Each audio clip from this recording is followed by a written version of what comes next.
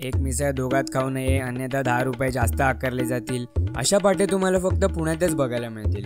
मासेफ जिजाऊंचा आशीर्वाद घेऊन आम्ही निघालो पुण्याची थोडी वेगळी बाजू एक्सप्लोर करायला। व्हिडिओ सेव्ह करून घ्या नाहीतर विसरायला होईल।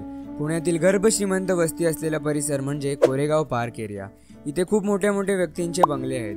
अशा या शांत पुण्यातील मलबार हिल सारख्या एरियामध्ये ओशो पार्क आहे। ओशो पार्क मधून परत येईपर्यंत संध्याकाळ झाली आणि खूप भूक सुद्धा लागली होती। तेवढ्यात मला आठवलं मला आयुष्यात एकदा तरी पुण्याची एसपीडीपी खायची होती। गणेश भेळवाल्याकडे पोहोचलो आणि सुंदर असे एसपीडीपीचा बेत झाला।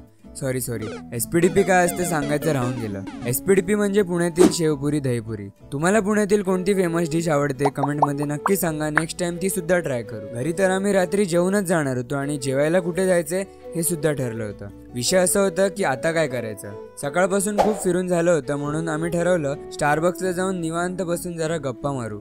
थोड्या गप्पा मारून आम्ही जेवून निघालो, पण अजून सगळ्यात इम्पॉर्टंट गोष्ट म्हणजे जेवल्यावरचं डेझर्ट बाकी होतं। आणि पुण्यात असल्यामुळे नॅचरल्स कुल्फी कॉर्नेटो सगळं काही विसरून आम्ही पुण्याची फेमस मस्तानी खायला गेलो। हा प्रणितकडून 2 वर्षांपासून ऐकत आलो होतो आणि आज फायनली ती मस्तानी खाताना एकदम वाढीव लागत होती। एका दिवसात सगळं तर नाही पण जेवढं काही एक्सप्लोर करता आलं ते केलं। शेवटी लाइफ में जितना भी ट्राय कर लो बनी कुछ ना कुछ तो छूटेगा ही। मात्र दुसरा दिवस पुण्यात कसा जातोय, मुळात तो पुण्यात जातोय का, हे पुढच्या व्हिडिओमध्ये बघूया।